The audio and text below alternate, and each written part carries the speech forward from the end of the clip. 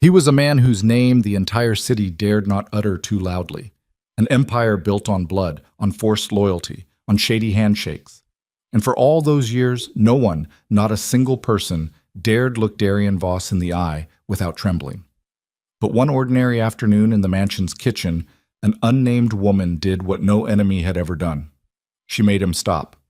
Not with a gun, not with words, but with a single recoil, as if his hand were the most terrifying thing in the world. If you're watching from any city, please like and comment below to let me know how far this story has come. And don't go anywhere, because this is just the beginning. The Voss estate sat 300 feet above the coastline like something that had grown there rather than been built. All dark stone and salt-bleached mortar, windows that caught the afternoon light and threw it back cold. The kind of place architects designed to remind visitors they were small.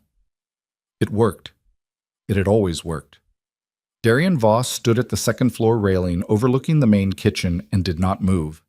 He was 41 years old, 6'2", and carried the particular stillness of a man who had learned early that stillness was its own kind of violence. His face was angular, not handsome exactly, but the sort of face people remembered because the eyes didn't match the rest of it. Too watchful, too precise, like a surgeon operating behind a mask of calm. He wore a charcoal shirt with the sleeves rolled to the forearms and the collar undone, the way men dressed when they had long stopped caring what anyone thought of them. He was reviewing delivery manifests on a tablet when the tray fell. It wasn't loud, a hollow clatter against tile, the slosh of liquid, and then a sharp intake of breath from somewhere below. He glanced down without thinking. Reflex. The new kitchen hire, the woman his head of household staff had brought on 3 weeks prior to handle elevated prep and pastry work, had slipped on a wet spot near the industrial range. A stock pot had gone sideways, broth spreading across the floor in a spreading dark fan. She was on one knee, both hands braced, not badly hurt, just off balance. Darian was already moving toward the stairs before he'd made any conscious decision to. He didn't think about it. The pot was heavy, the floor was a hazard, and it was the kind of inefficiency that compounded if nobody addressed it. He came through the kitchen doorway just as she was pushing herself upright. He reached toward her, just a hand extended, palm up, the most ordinary gesture in the world. She saw it coming and folded. There was no other word for what her body did. She didn't stumble. She didn't gasp. She compressed, shoulders coming up around her ears, both arms raised across her face, her whole frame pulling inward as if she were trying to disappear inside herself. Her eyes squeezed shut. She didn't make a sound, and somehow that was the worst part. She was bracing for impact, from a hand that wasn't moving to hurt her. The kitchen went absolutely silent. 3 sous chefs, 2 line cooks, a pastry assistant. Every one of them stopped what they were doing and looked at nothing. The way people did when they'd witnessed something too private to acknowledge. Darian didn't move. He kept his hand exactly where it was, in the air, and then he slowly lowered it to his side.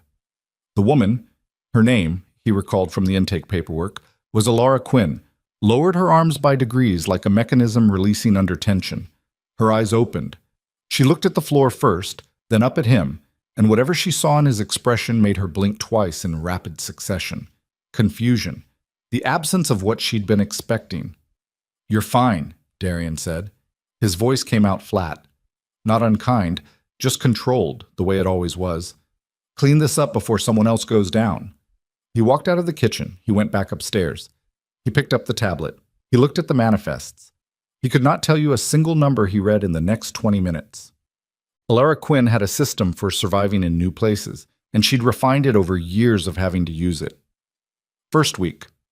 Say nothing beyond what's required, map every exit, identify the hierarchies and stay below them. Second week. Establish routines that make you invisible. Arrive early, leave late, do the work better than anyone expects, deflect personal questions with mild humor. Third week. Start to breathe.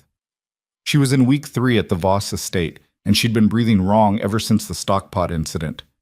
She stood at her prep station at 5:40 the next morning, the kitchen still dark outside the range hood lights, and diced shallots with a precision that was less about cooking and more about having something to do with her hands. Rhythm helped.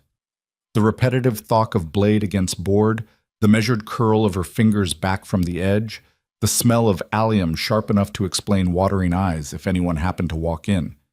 No one walked in at 5:40. That was the point. She was 34 years old and she looked younger, which she'd learned to use strategically. She had dark hair she kept pulled back tight, not because it was particularly manageable that way, but because loose hair was something men touched without asking. She wore long sleeves in all weather. She had learned to angle her body slightly away from direct eye contact without making it seem like she was doing it. The thing with Darian Voss's hand had undone 3 weeks of work in about 4 seconds. She hadn't meant to react that way. That was the most humiliating part. She knew the reaction was wrong. She could see in real time that it was wrong, and she couldn't stop it. Her body had developed its own opinions about reaching hands over the years, and had stopped consulting her before acting. She pressed the flat of the knife to the cutting board and exhaled through her nose. What bothered her more than the reaction itself was that he hadn't said anything about it, not in the moment, not through her supervisor afterward. He had looked at her with those too precise eyes, and he had said, "You're fine," and he had left the room. Like it hadn't happened. Like he was giving her the courtesy of pretending it hadn't happened. She didn't know what to do with that.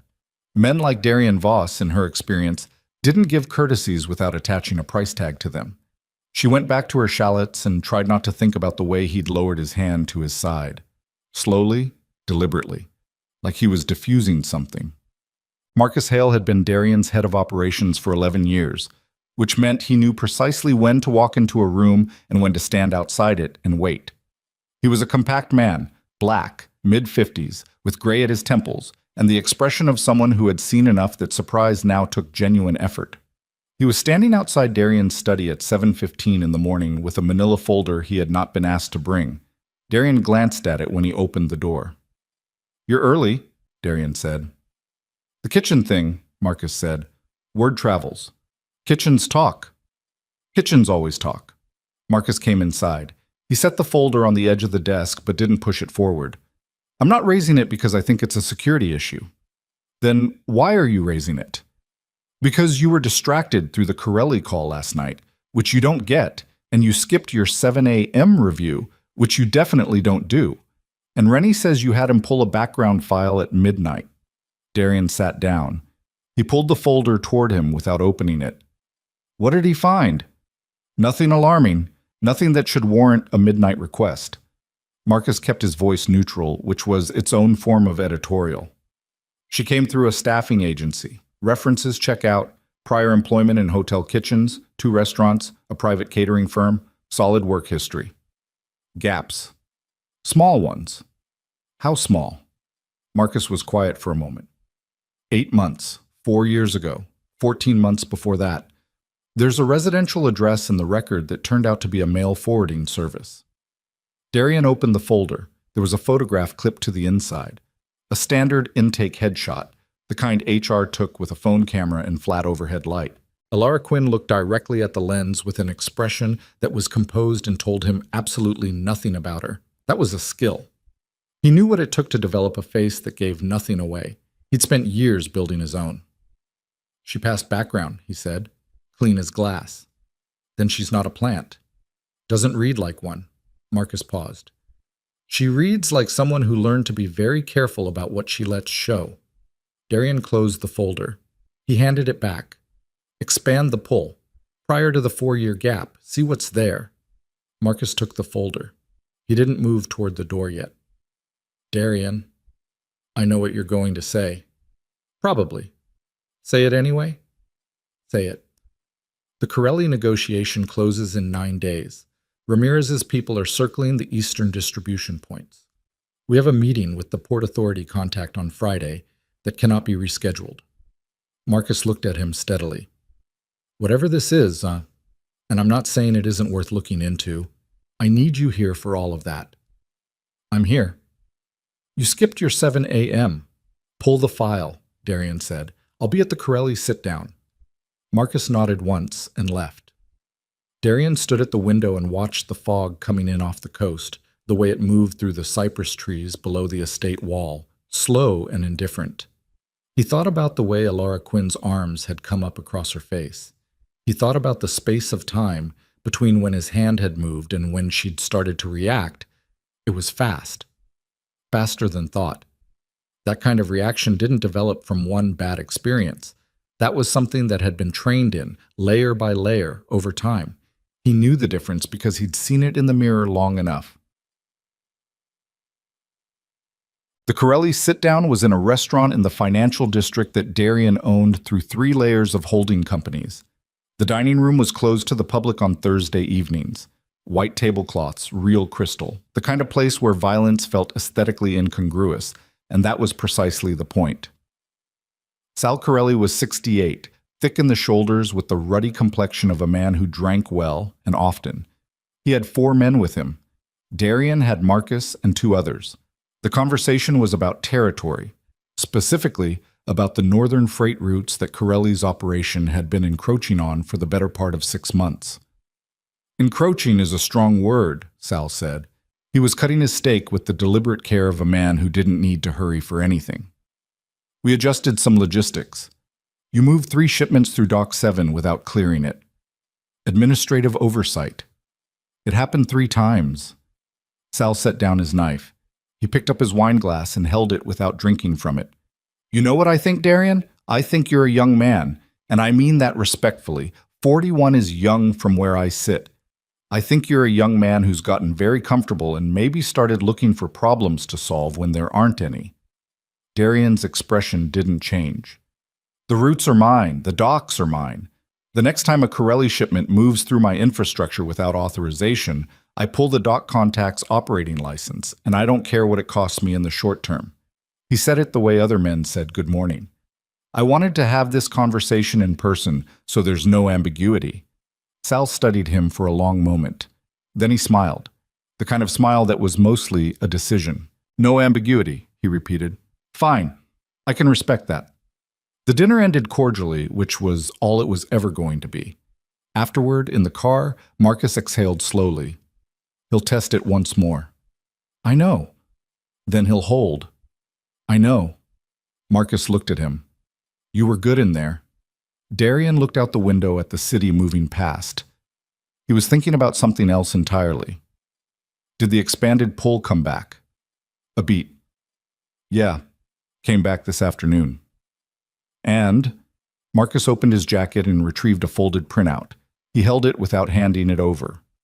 There's more than I expected, he said carefully. More than small gaps. There's a period, about 2 years, 6 years back, where she essentially doesn't exist in any record. No address, no employment, no financial activity. He paused. When she surfaces again, it's in a county hospital, in a different state under a name that doesn't match her current documentation. That record is sealed. The car was quiet. There's also a flag, Marcus continued. Old one. It was attached to a federal monitoring file that was closed 4 years ago. I can't see the contents. The clearance isn't there, but the case number runs adjacent to an operation out of the Eastern Task Force. He finally handed over the printout. The operation's name is redacted in what I could access, but the category code is listed. Darian unfolded the printout. He looked at the category code in the dim light of the moving car. He said nothing for a moment. Human trafficking, Marcus said quietly, since Darian hadn't. She's listed as a material witness. Or she was. Darian folded the printout once, twice, and held it in his fist. The case is closed, Marcus said.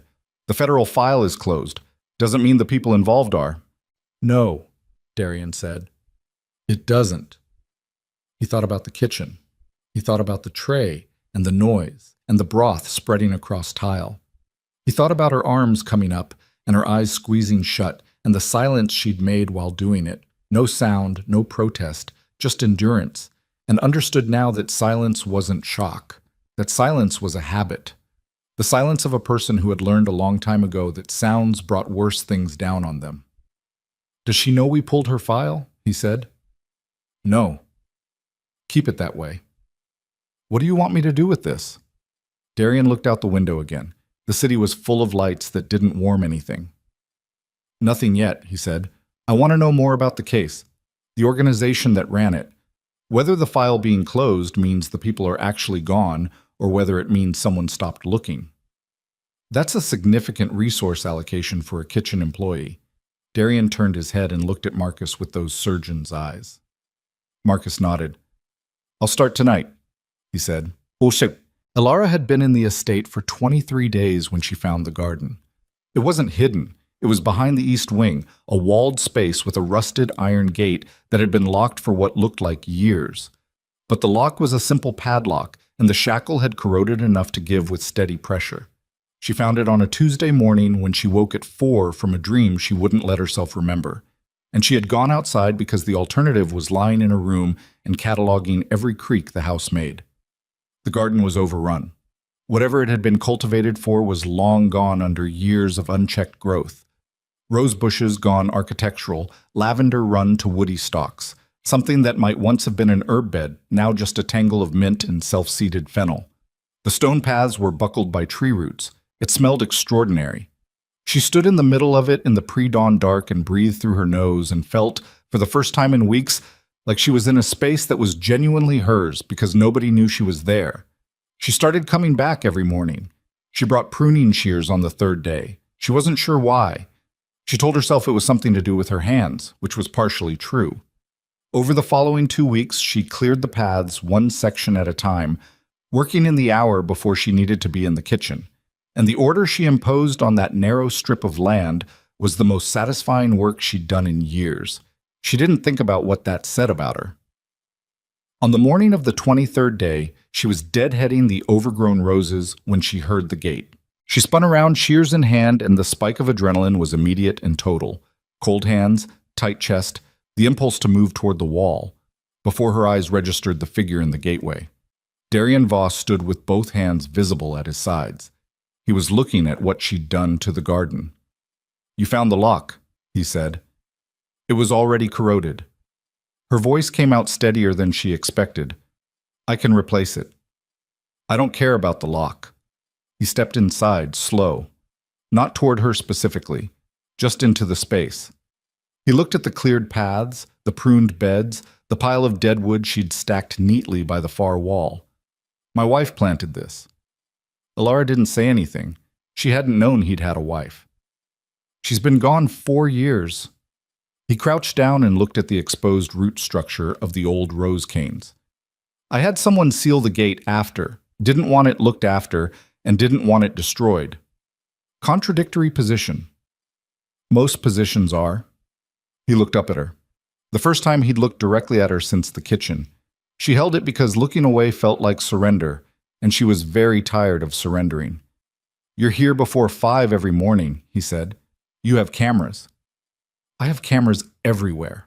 She thought about what she should say to that, and decided there wasn't anything particularly useful. "The mint is invasive. Another few weeks and it'll be in the path foundations." "Does it bother you that I have cameras?" "It would bother most people." "Does it bother you?" She looked at him evenly. "I already knew they were there." Something shifted in his expression. Not much, a small recalibration like a figure adjusting a dial. He stood up. "You're good with growing things. I'm good with things that need cutting back before they can grow right." He looked at her for another moment. Then he looked at the garden. "Don't replace the lock," he said, and he walked back through the gate and left her alone. Elara stood with her pruning shears and listened to his footsteps fade across the stone.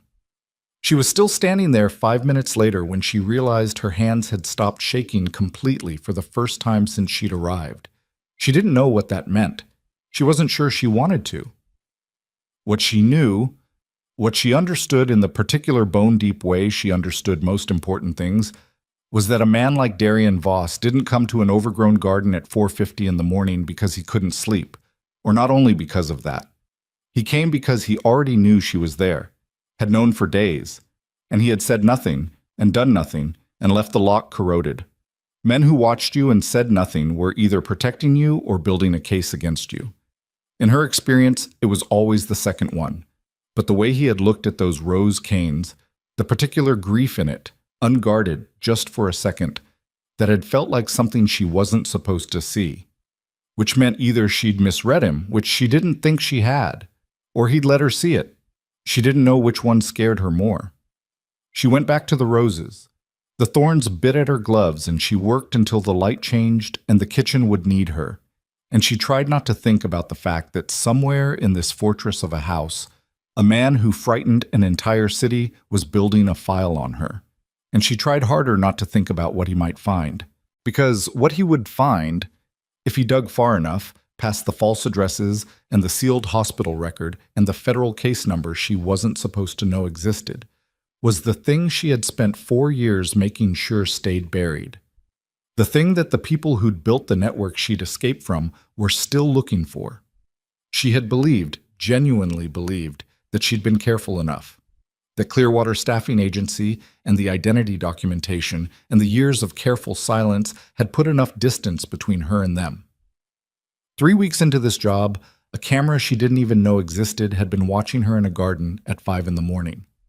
If Darian Voss could find her that easily, so could the people who were still looking. And unlike Darian Voss, who had looked at a locked garden and left it unlocked, those people would not come with their hands visible at their sides. Marcus came back with more than Darian had asked for. That was the thing about Marcus Hale. Give him a thread and he didn't pull it. He unraveled the whole garment, laid every piece out flat, and waited for you to look at what you had. He'd been doing it for 11 years, and it had saved Darian's operation more than once, and occasionally made things considerably more complicated. This was the second kind. He came into the study on a Friday morning with a second folder, thicker than the first, and he set it on the desk with both hands and didn't sit down. "Talk first," Darian said. "The federal case," Marcus said. "The one adjacent to her sealed record. I found someone who worked the task force. Not a friend exactly, but someone who owes us a conversation." He paused. The operation they were running, the one she was connected to, it had a name internally. They called it the Meridian Network, Charitable Foundation Front, legitimate enough on paper to pass 2 separate audits. They moved people, women and minors primarily, across 4 states over about 7 years. Darian was still. The specific quality of stillness that meant he was listening with everything he had. They made 17 arrests total, Marcus said. 16 stuck.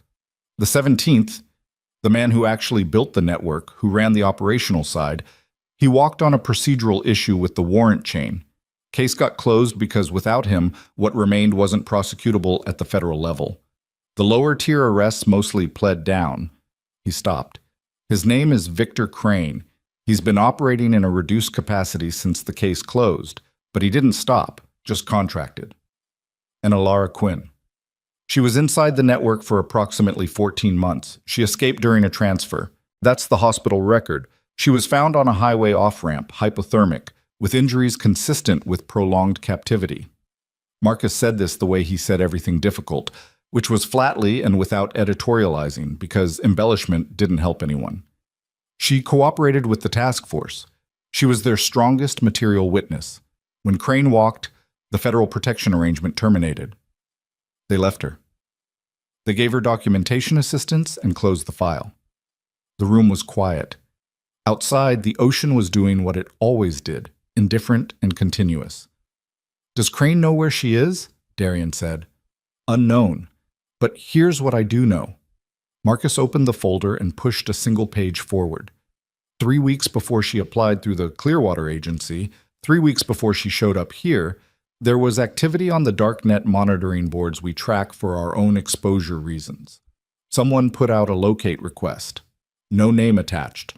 Physical description only. He tapped the page. "The description matches her." Darian looked at the page. He looked at it for a long time. "She came here running," Marcus said. "She came here because she needed to disappear inside something big enough that nobody would look twice. And instead I looked twice."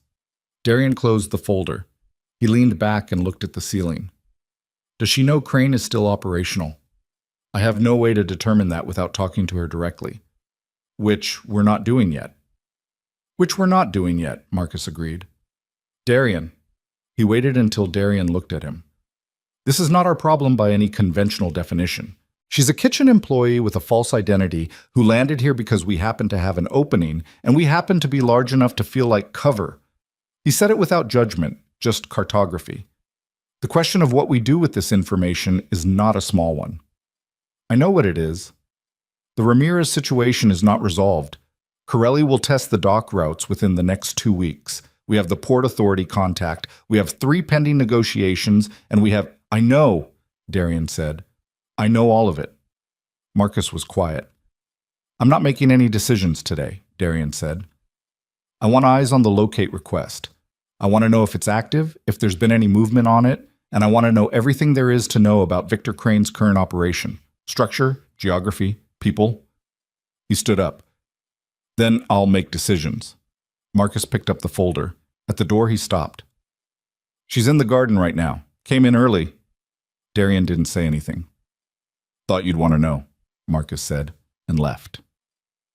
Alara had pulled every weed in the accessible section of the garden and started on the second bed, which was worse. A blackberry cane had gotten into the foundation planting sometime in the past 2 years, and establishing where it ended and the original shrub began required a patience she was barely holding on to. She worked at it with gloves and a folding knife and the particular focus of someone who needed not to think. She heard him before she saw him, which meant he'd made noise deliberately. She registered this as significant. He came through the gate with 2 mugs of coffee. He held one toward her. She stared at it for a second. The offering, the extended hand, and then took it, because refusing was its own kind of admission. You're making progress, he said, looking at the cleared section. The blackberry's a problem. Leave it for now. The root system is probably under half the bed. If you pull the cane above ground, it'll just redirect. She glanced at him. You know gardening. I know enough about things that grow underground and can't be killed cleanly. He said it without irony. He crouched down and looked at the cane's entry point at the soil. You'd need to treat the root in late fall when it's drawing back. Before then, you're just managing it. I know how to manage things. I don't doubt it. She drank the coffee. It was good. Not the staff machine, the other kind. She noticed that and cataloged it and told herself it didn't mean anything. You've been here almost a month, Darian said. He stayed crouched, looking at the plant, not at her. You haven't asked for a day off. I don't need one. Everyone needs one. I like being here. The honesty of it surprised her slightly. She filed that away too. The estate or the garden? The garden.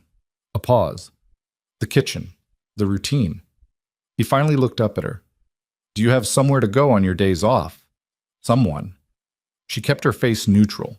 The question was a probe, professionally constructed, but the way he asked it, level, without angle in his voice, made it harder to deflect in the usual way. I'm not much of a social person. Neither am I. You have people around you constantly. Having people around you and being social are different things. He stood up. He was close enough that she was aware of the space between them in a way she couldn't quite turn off, her body's perpetual threat assessment running the calculation. He was bigger than her. He was standing between her and the gate. He had not moved to close either of those distances and had in fact remained at a consistent remove that she suspected was deliberate.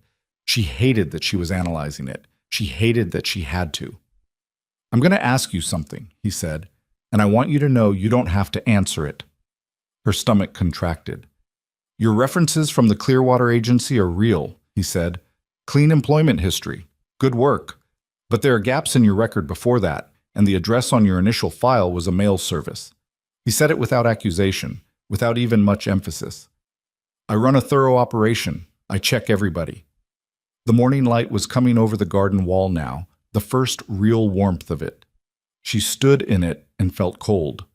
Are you in trouble? He said. There were approximately 11 different lies she had prepared for exactly this question. She cycled through them in about 2 seconds and discarded every one of them, not because they weren't good lies. They were, she'd practiced them, but because something about the way he was asking, the flatness of it, the absence of performance, made her understand that he already knew, that the question wasn't a question, it was an opening. Everyone has gaps, she said. Some gaps are bigger than others. I'm not a security risk to you or your operation. I know that. Then, I'm not asking as your employer, he said. He set his mug on the garden wall and put both hands in his pockets, the gesture so deliberately unthreatening that it was almost its own kind of pressure.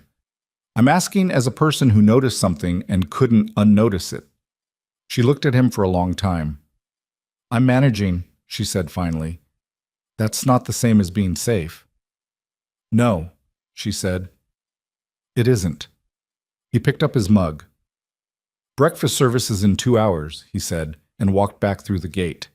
She stood in the garden with her hands around her coffee and felt something moving under her ribs that she could not name and did not want to examine, because the last time she had felt anything like safety, she had been wrong about it in a way that had cost her 14 months and everything that came after. Done. The problem with Marcus's warning, the locate request, the darknet activity, was that it had a timestamp, 3 weeks before her application, which meant whoever had posted it had done so while she was still at the Transit Motel in Carlisle, 3 states away, using a prepaid card for everything and washing her hair in a rest stop bathroom and telling herself she was being careful enough. She hadn't been careful enough. She'd been running, and she'd gotten tired, and she'd made a lateral decision instead of a smart one, chosen an estate placement through a mid-tier agency instead of continuing to move, because continuing to move was slowly killing her in a way she couldn't explain to anyone who hadn't felt it, the particular exhaustion of never being able to put anything down. She had put things down here, her pruning shears, her early morning hours, the name she'd been using long enough it had started to feel like hers. She thought about what Darian had said. "Are you in trouble?" The absence of anything tactical in his voice when he said it. She thought about what she hadn't said. Because the thing she hadn't said, the thing she couldn't say, not to him, not yet, maybe not ever, was that the trouble was the kind that followed, the kind built by a man who specialized in the architecture of control, who had spent 7 years constructing a system for owning people and had never genuinely understood that it could be dismantled, because in his experience, the things that dismantled networks were arrests, and arrests could be managed. What he hadn't planned for was a witness who survived. Victor Crane had not planned for her to survive. She had made that her whole project. It broke open on a Thursday, which was not when she'd expected it. She was in the main kitchen at 11 in the morning, running a prep list for an estate dinner Darian was hosting that evening. 12 covers, external guests, the kind of event that required her full attention, and not the secondary attention she'd been giving everything since the garden conversation. When Petra, the head of household staff, came in with a rigidity in her walk that meant something had happened. "There's a call for you," Petra said. "Front desk forwarded it. He says he's a cousin." Elara set down her knife, very carefully. "I don't have a cousin," she said. Petra's expression shifted, professional concern rearranging into something more alert. "I told him I'd check. He's holding." "What name did he give?" "He said his name was Thomas Quinn." The kitchen was warm, and suddenly she was cold inside it, her hands still on the cutting board, her body completely still the way it got when the threat assessment came back with a result. She had no cousin named Thomas. She had no cousin at all. The name Quinn was the name on her documentation, which meant whoever was calling knew the name she was using here, which meant, "Tell him the call was misrouted," Elara said. Her voice came out level. "We don't have anyone by that name on staff." Petra looked at her for a beat longer than necessary. "Okay," she said, and left. Elara waited until she was gone, then walked to the service corridor off the kitchen and stood with her back against the wall and breathed through her mouth and counted down from 10 until her hands stopped shaking. They found the name. They found the name, which meant they found the placement, which meant Clearwater was compromised or someone had run a much wider net than she'd thought possible in 3 weeks. Either answer was catastrophic. Either answer meant the 2 layers of distance she'd built between herself and the locate request were already burned. She went back to the kitchen and picked up her knife and finished the prep list because she didn't know what else to do and because stopping would mean making a decision she wasn't ready to make. She made it through the entire prep. She made it through plating. She made it through the dinner service, standing in the kitchen while 12 of Darian Voss's business associates ate in the dining room 40 feet away, each plate going out with the precision of someone who had trained themselves to function inside panic because the alternative was not functioning. It was 10:30 at night when Marcus Hale appeared in the kitchen doorway. The dinner staff had cleared out. Elara was alone at the sink. She heard him come in and she didn't turn around. "The call this morning," Marcus said. "Petra told you." "Petra tells me everything. That's her job." He came to stand at the counter across from her. She turned the water off and faced him. He was holding a tablet, and his expression was the one she'd come to recognize as his careful face, the one he deployed when the information was bad. Someone ran a search on the Clearwater Agency's placement records within the last 48 hours. External intrusion. Our security contractor flagged it because we do business through the same agency, and we have a passive monitor on their system. Alara said nothing. We pulled the call log on this morning's inquiry, Marcus said. The number traces to a burner, but the cell tower ping puts it within 2 miles of the harbor district, which by itself means nothing. He set the tablet down. Except that we have a secondary flag, a vehicle that entered the estate's secondary access road last night around 2 a.m., and sat there for approximately 20 minutes before leaving. The camera coverage on that road is limited. We got a partial plate. The kitchen was very quiet. Alara, Marcus said. It was the first time he'd used her name. She registered this. I need to know what we're dealing with. She looked at him. She looked at the tablet. She looked at the door. If I tell you, she said, it becomes your problem. It's already our problem. He said it without heat. Whatever this is, it's on our doorstep. I need to know the shape of it. The shape of it. 14 months in a highway off-ramp and a sealed hospital record and 4 years of running and a dead federal case and a man named Victor Crane who had walked on a procedural technicality and had apparently never stopped looking. She told him. Not everything. Not the worst of it. Not the parts that lived in the part of her memory she'd walled off so thoroughly she could sometimes go a full week without accessing them. But enough. The network, the front organization, the escape, the federal case, the witness cooperation, Crane walking free. She said it in flat declarative sentences standing at a commercial kitchen sink at 10:30 at night, and she watched Marcus Hale's careful face go through several adjustments that he controlled well, but not completely. When she finished, he was quiet for a moment. Victor Crane, he said. Yes. I know the name. She hadn't expected that. How? He's moved his operation into distribution adjacency. There's been fringe contact with 2 of the networks we monitor for our own reasons. Marcus looked at her with a directness that felt different from Darian's, more tactical, less personal. He's not a small player anymore. Whatever he lost when the case closed, he's rebuilt it. I know. Do you know he has a contact in the federal system? She went still. Not confirmed, Marcus said quickly. But there's a pattern in how his operation has managed to avoid secondary exposure over the last 2 years that suggests someone is giving him early warning. He paused, which would explain why the protection arrangement for witnesses didn't hold. The cold moved through her again, all the way down. He had someone inside, she said. I think it's possible. Which means when I cooperated, he knew, Marcus said, or he knew enough. She turned around and put both hands on the sink and looked at the backsplash and breathed. She counted to 4 on the inhale and 4 on the exhale, the way she'd taught herself, the way that worked when nothing else did. And she felt Marcus waiting behind her with the patience of a man accustomed to waiting for difficult information to be absorbed. I need to talk to him, she said. He'll want to talk to you. I know. She turned back around. I know he will. What? Darian was in the study when Marcus brought her in. He was standing at the window, not sitting, which she read as deliberate, a posture that kept options open, and he turned when they entered and looked at her with that surgical precision and said nothing for a moment. Then, sit down if you want. I'm fine standing. He looked at Marcus. Marcus gave him a compressed summary, the same shape she'd given, and Darian listened without interrupting. When Marcus finished, Darian looked back at her. Victor Crane, he said. Yes. You were going to testify against him. I did testify, preliminarily. The warrant issue came before it went to trial. And since the case closed, I've been moving. Every 4 to 8 months, new placement, new documentation layer. The Clearwater Agency was my 4th. She said it directly without apology.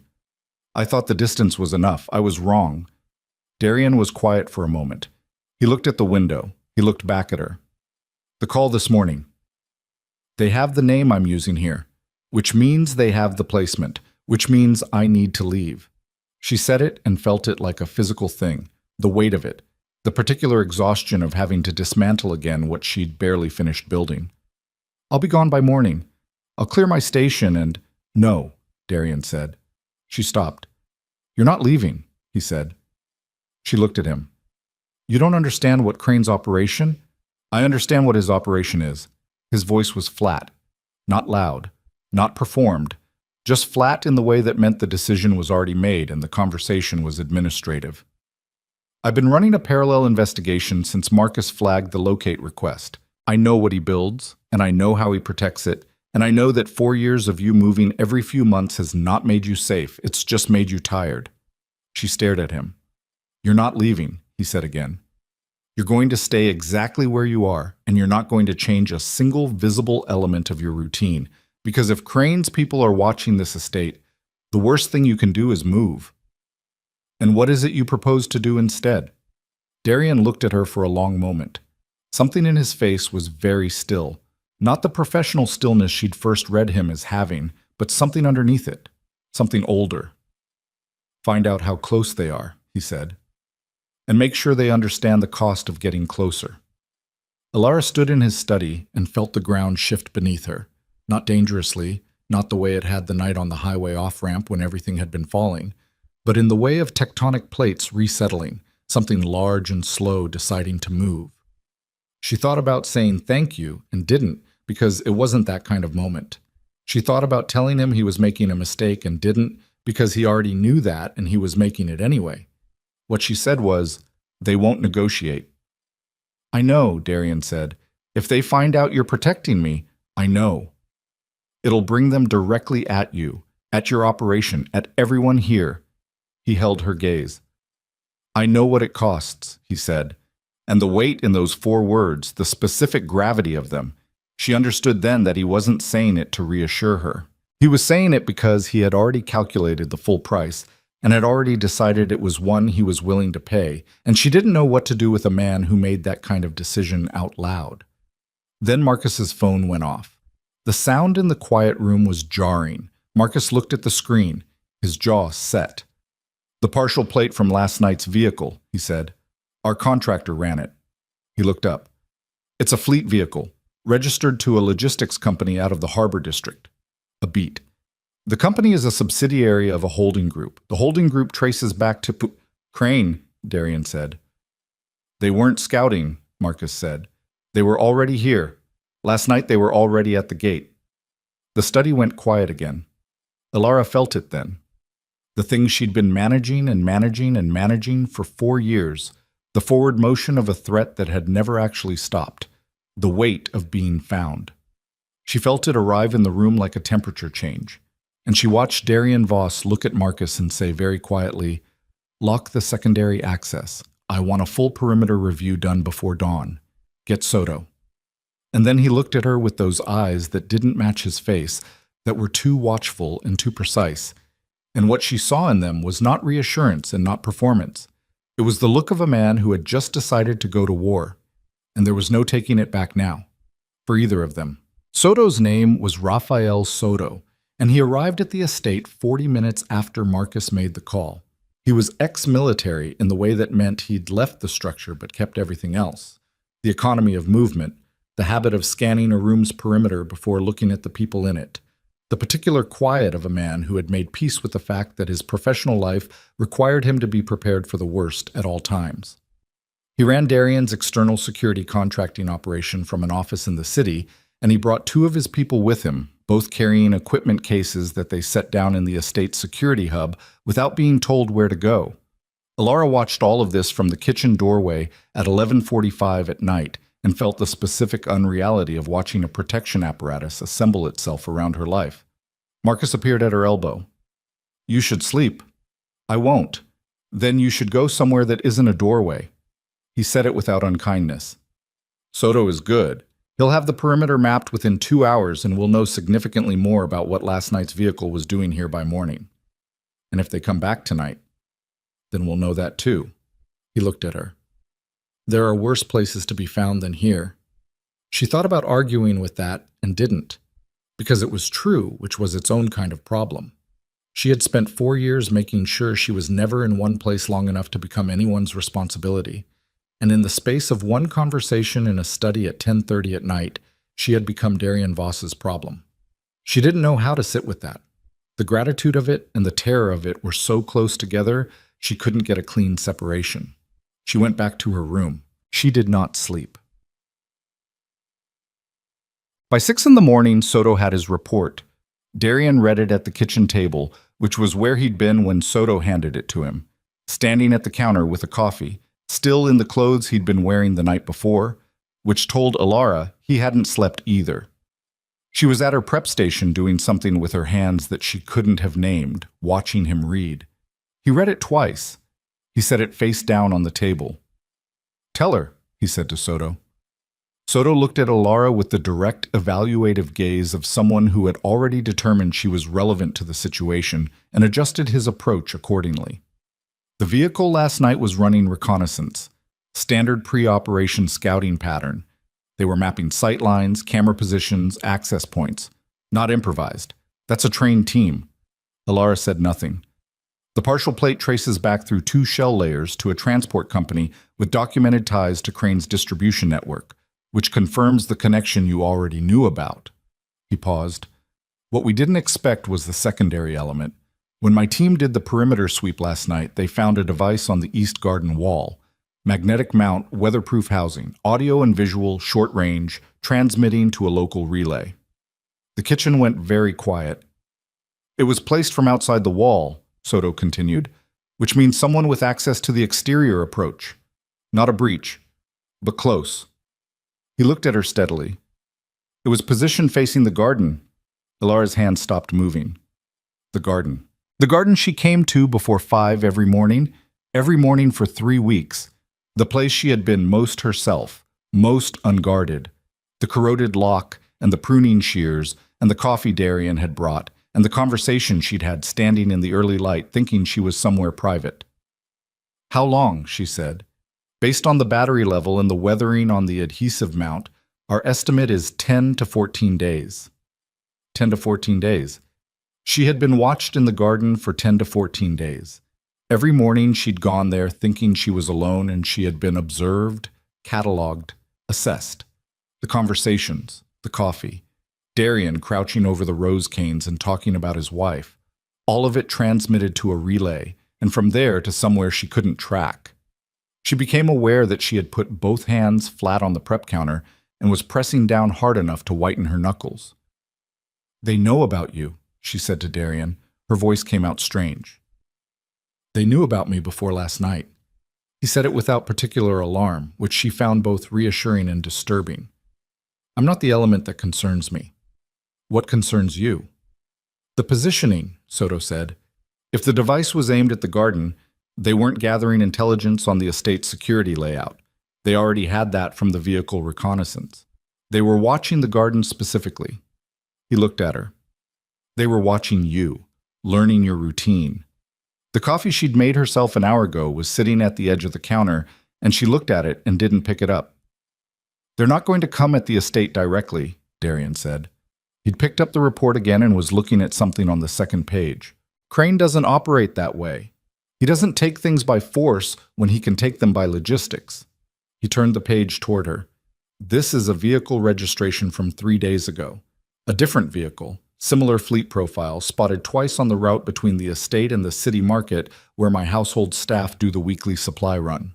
She looked at the registration. She looked at the date. "They're mapping where you go," she said.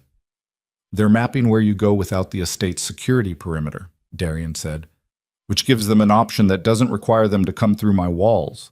She understood then what he wasn't saying directly, and the understanding was cold and immediate. They were going to take her somewhere outside. Somewhere the perimeter didn't exist. And the window for that opportunity was the weekly supply run that she participated in, because 3 weeks ago she had been a kitchen employee who went to the market on Thursdays, and she had been consistent about it because consistency was part of being invisible, and now that consistency was a map with an X on it. "I don't go to the market anymore," she said. "You've already missed one Thursday," Soto said. "If you miss a second, they may adjust their approach. We need to be ahead of them, not reactive." "What does that mean?" Darian set the report down. He looked at her for a moment, the way he always did when he was deciding how much of what he was thinking to say out loud. It means we have a narrow window where we know their plan before they execute it, which is the only kind of advantage I'm interested in operating with." He paused. "I want to use Thursday's supply run. I want to let them think the routine is unchanged." "You want to use me as bait," she said. "I want to use the routine as bait," he said. "There's a difference." "Not from where I'm standing." His jaw tightened slightly. "Ilara." "I've been bait before," she said. "I know what it feels like from the inside. The people operating the plan always think the difference matters more than it does." The kitchen was very quiet. Soto was looking at a fixed point on the far wall with the particular attention of a man removing himself from a conversation without physically leaving it. "You're right," Darian said. He said it plainly, without the defensive inflation she expected. "You're right that the distinction is thinner than I made it sound. I won't pretend otherwise."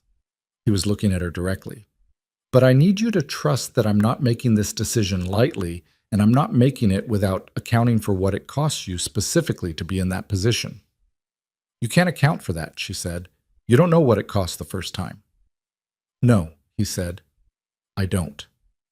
The honesty in it stopped her. She breathed. "What's the actual plan?" she said. Marcus built it over the next 36 hours, and it was tighter than she'd expected.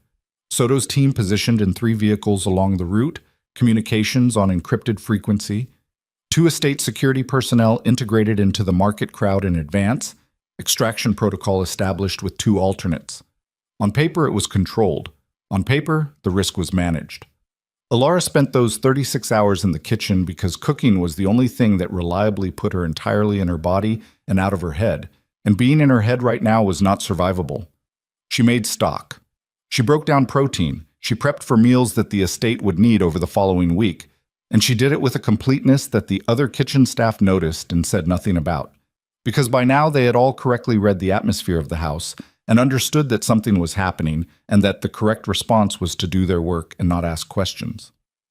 On the second evening, Darian came to the kitchen at 7. The staff had finished for the night. Ilara was alone cleaning down her station, and she heard him come in and didn't turn around.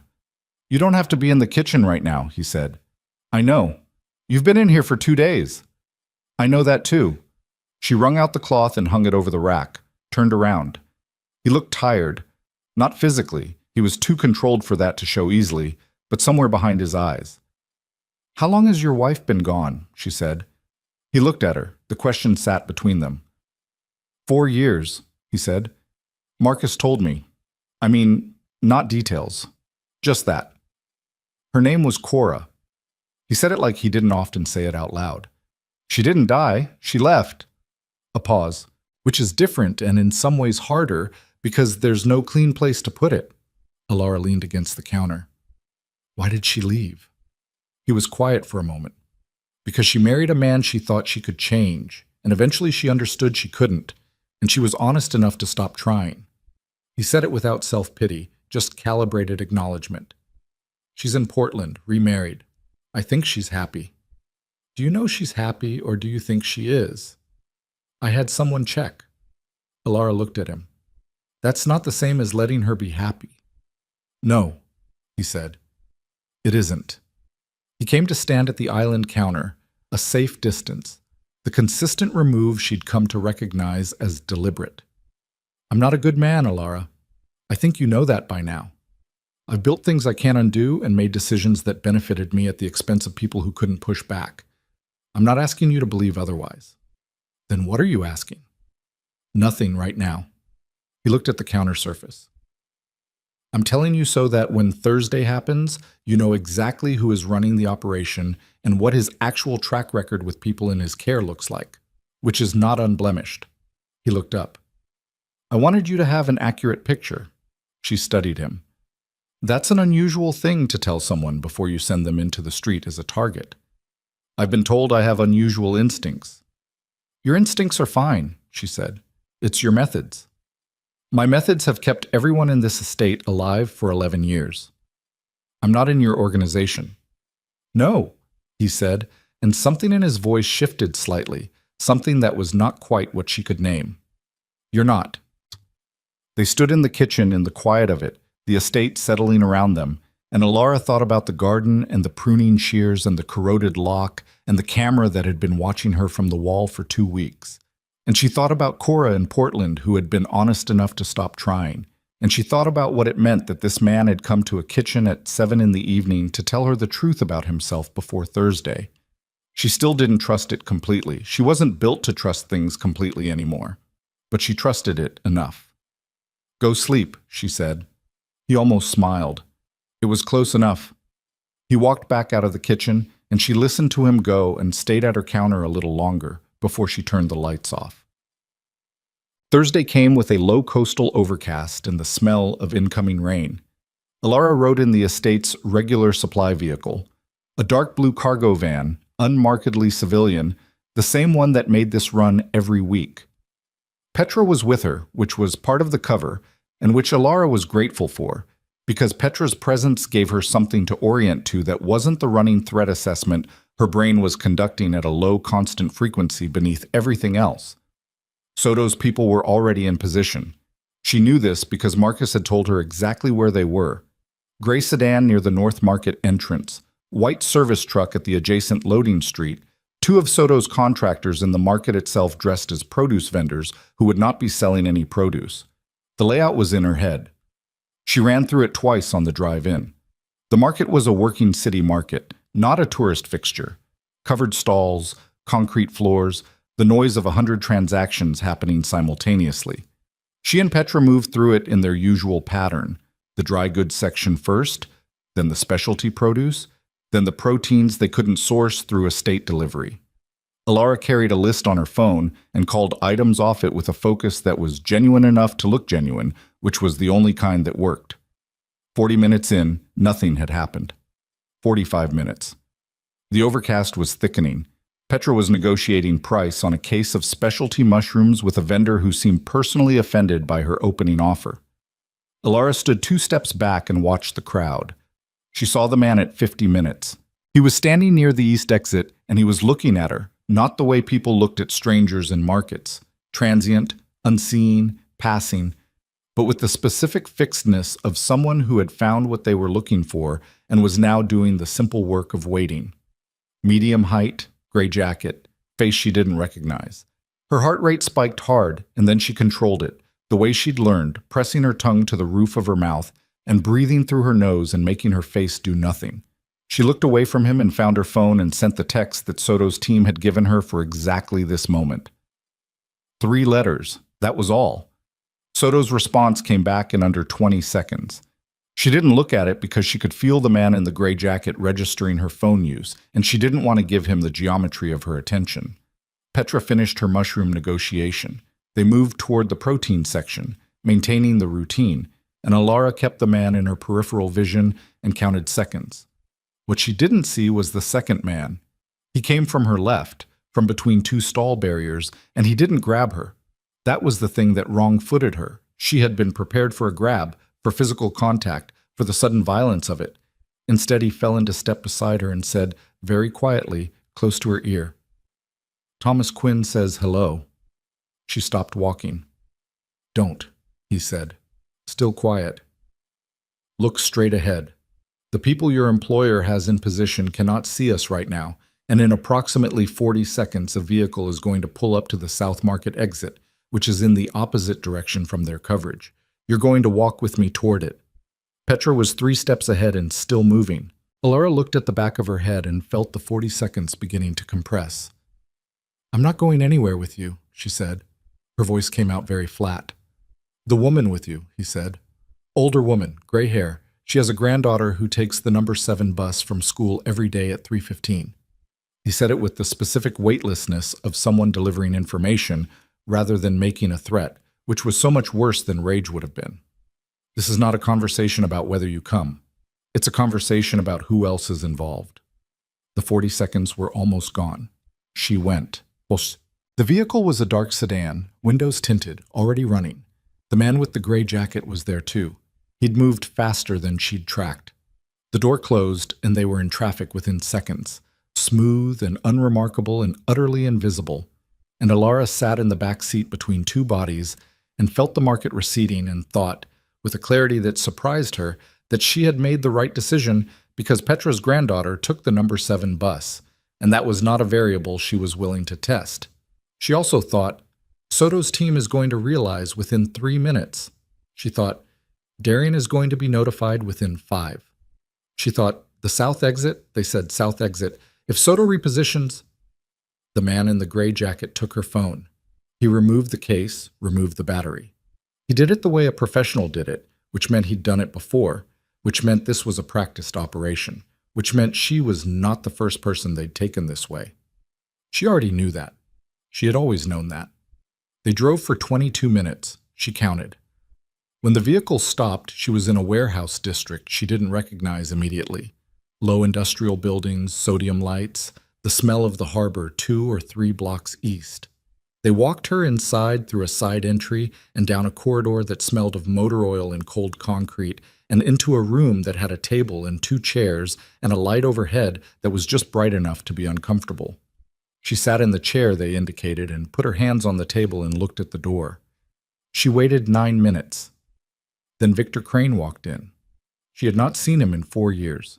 In 4 years, she had thought about this moment approximately 10,000 times, and in not one of those times had she gotten it right. Because the thing about actually seeing someone who has controlled the architecture of your worst years is that the reality is always wrong in some specific way that the imagination can't account for. He was smaller than she remembered. Not physically. He was the same medium build, the same careful posture. But something about him had diminished. The way things diminished when you'd spent long enough being afraid of them and then saw them in a room with overhead lighting. He sat down across from her. He folded his hands on the table. He looked at her with the composed, almost academic attention of a man conducting a review. "You look well," he said. She said nothing. "I've been looking for you for a long time," he said, "which I think you know. What do you want?" "Specifics, from the federal file, the material you provided." He said it the way someone discussed administrative matters. "There are gaps in what I know about what you gave them. I'd like to close those gaps." "The case is closed." "Cases close. Testimony exists. Evidence exists." He unfolded his hands and rested them flat. "I have a contact in the federal system, as I think you may have suspected, but access to sealed testimony records is a different clearance than access to case monitoring. I need to know exactly what you said." 4 years. 4 years of running, and he had spent all of it trying to find out what she'd said, because what she'd said was the thing that could still undo him even with the case closed, if it ever got reopened, if any adjacent investigation ever pulled the thread. The testimony was the sword, and she was the one carrying it, and that was why he had never stopped. "I'm not telling you that," she said. "I know you believe that right now." He said it without heat. "I want to be very clear with you about your situation. Darian Voss's security team is currently conducting a search pattern in the Market District. They will not find you because this location is not connected to any element of my operation that they can track from the contact points they've identified." He looked at her steadily. "You are here because I have been patient enough and thorough enough to position for exactly this moment. I would like to resolve this conversation quickly and with as little difficulty as possible." She looked at him. She looked at his folded hands. She looked at the door behind him. "The night I escaped," she said. "The transfer point. The highway." He said nothing. "There were 3 of us on that transport," she said. "You know that. You've always known that. I was the one who got to the highway. The other 2 didn't make it as far." She watched his face. It was very still. "I told the task force about the other 2, their names, where they'd come from, the documentation trail that connected them to the intake process. All of it." She leaned forward slightly. "And that's not all I told them." Something moved across his face. "Not much. A recalibration." "But you already know most of that," she said, "because your contact in the federal system told you, which means what you actually want is the one piece you couldn't get through your contact, the piece that isn't in the written record because I didn't write it down. I gave it verbally, in a recorded session that was then sealed separately from the main case file under a different docket." He was very still. She had his full attention now, and she knew it, and she also knew, with the cold precision of someone who had spent 4 years preparing for this room, that the next 30 seconds were the most dangerous she had ever been in because she was about to tell him something true, and true information was the only leverage she had left. "There's a financial record," she said, "a routing sequence, from the network's operational account through a series of transfers. I memorized it, all of it, 47 transactions over 18 months. I gave it verbally, and it's in a sealed audio record, and I'm the only person alive who can reproduce it from memory." She held his gaze. "Which means I'm the only thing standing between you and the version of this where someone eventually reopens the case with enough to make it stick." Crane looked at her. "So you can sit there and talk to me about closing gaps," she said. "Or you can tell me what you actually want, because what you actually want is for me to disappear in a way that takes that information with me, which is a different conversation entirely." The room was silent. Crane unfolded his hands. He looked at the table. He looked back up at her. And then he said the thing that broke everything open. "Your testimony coordinator," he said. "The federal agent who ran your witness sessions. Agent Devin Marsh." He said the name with a careful flatness. "He's been on my payroll for 6 years." She stared at him. "Not a contact," Crane said. "Not someone who passes monitoring flags. Devin Marsh built the testimony protocol that kept your verbal record separate from the main file. He designed that separation." He watched her face. "He designed it so that the sealed audio record would be accessible to exactly one authorization level, his." The cold moved through her all the way to her hands. "Marsh destroyed the audio record 14 months after the case closed," Crane said. "The sealed docket still exists. The record it contains does not." He looked at her steadily. "Which means the routing sequence you memorized no longer exists in any form except your memory. Which means you cannot reproduce it for any investigation, current or future, because there is no corroborating record to attach it to. Testimony without a corroborating record is not admissible in any federal proceeding." He paused. "Your leverage doesn't exist anymore." Alara sat in the chair and felt the architecture of 4 years shift and buckle under her. Every calculation she'd made, every decision to run rather than go back, every choice to stay silent rather than surface, every morning in the garden convincing herself that the distance was holding, all of it had been constructed on the assumption that she was carrying something worth protecting, that the information in her head was the reason he was looking for her. But if the record was gone, if there was nothing to corroborate, then he wasn't looking for her because she was dangerous to him. He was looking for her because she was the only person who knew what Marsh had done, the only person who could walk into a federal oversight investigation and say a handler had been compromised from inside, the only person who could unravel not the case, which was dead, but the system that had protected him while he rebuilt. She was not a sword.